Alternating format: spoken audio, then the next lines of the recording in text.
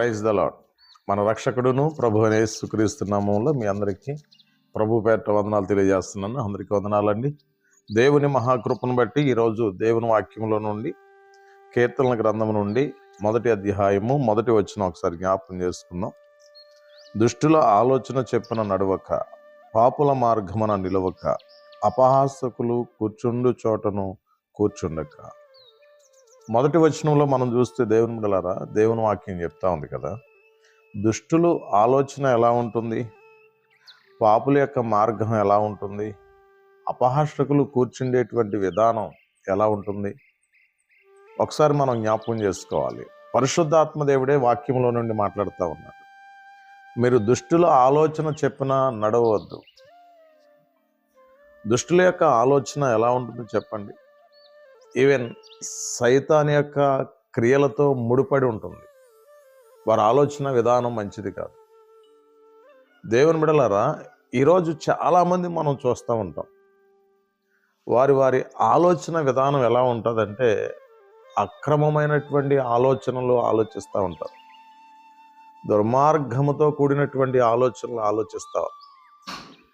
ఇతరుల యొక్క బాగును కోరకుండా ఇతరులని హింసించేటువంటి విధానంతో కూడినటువంటి ఆలోచన విధానంలో ఉంటారు. దుష్టుని యొక్క ఆలోచన చాలా భయంకరమైనది. చూడండి దేవుని బిడ్డలారా, దుష్టుడంటే ఎవరంటే సాతానుడే. ఆ సాతానుడు బైబిల్లో చాలామందిని మోసగించాడు. అవ్వను కూడా మోసగించాడు.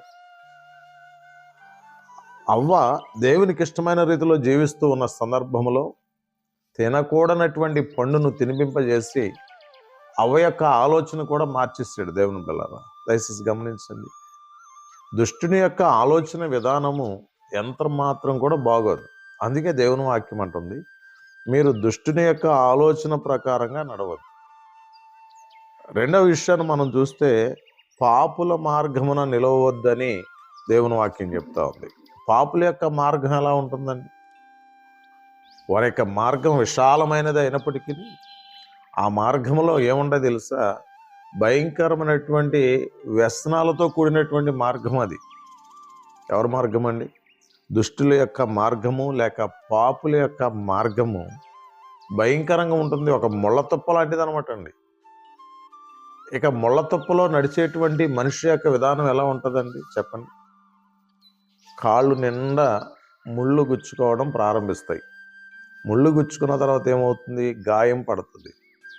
గాయం అయిన తర్వాత ఏమవుతుంది? బాధపడవలసినటువంటి అవసరం ఏర్పడుతుంది. పాపుల యొక్క మార్గము కూడా అలాగునే ఉంటుంది. కాబట్టి ఈరోజు దేవుని వాక్యం చెప్తుంది కదా, ఒకటి, దుష్టుల ఆలోచన చెప్పినా మీరు నడవద్దు. రెండవది, పాపుల మార్గమున నిలవద్దు. మూడవది, అపహాసకులు కూర్చుండు చోట కూర్చోవద్దు అని దేవుని వాక్యం చెప్తుంది. అపహాసకులు ఎవరండి? మనుషులను అపహాస్యం చేస్తూ ఉంటారు. వారి వస్త్రాల విషయంలో కానివ్వండి, వారి జీవిత విధానంలో కానివ్వండి, వారి కుటుంబ ఫ్యామిలీ విధానంలో కానివ్వండి, చాలామంది ఏం చేస్తారంటే ఇతరులను అపహాస్యం చేస్తూ ఉంటారు. అపహాస్యం చేయటం అనేది ఎంత మాత్రం కూడా మంచిది కాదు. అపహాసకులు ఎలా కూర్చుంటారు అని అంటే, దుష్టుల మార్గాల్లో కూర్చుంటారు, పాపుల మార్గాల్లో కూర్చుంటారు. ఆ విధమైనటువంటి పరిస్థితులు మనిషిలోనికి రాకుండా జాగ్రత్త పడాలి. దేవుని వాక్యం అదే చెప్తుంది. మొదటిగా, మీరు పాపుల మార్గమున నిలవద్దు. దేవుని బిడ్డలారా, దుష్టుల ఆలోచన చెప్పిన నడవద్దు.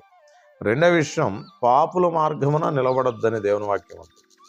మూడవ విషయం, అపహాసకులు కూర్చుండేటువంటి చోట మీరు కూర్చోవద్దు.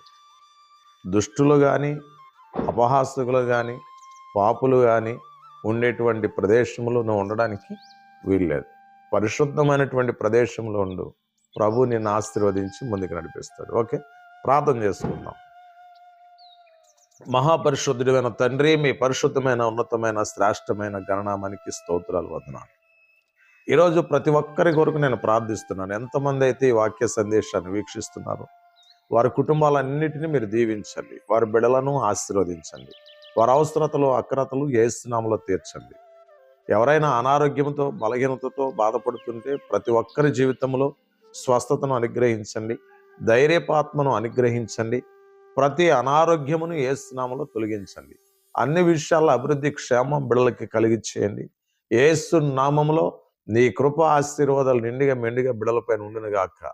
నీ సేవకుని యొక్క ప్రార్థన అంగీకరించి బిడ్డల జీవితాలు అద్భుతం చేసి సహాయం చేసి నడిపించమని యేసు నామములో అడుగుచున్నాం తండ్రి. ఆమేన్. Praise the lord. God bless you all.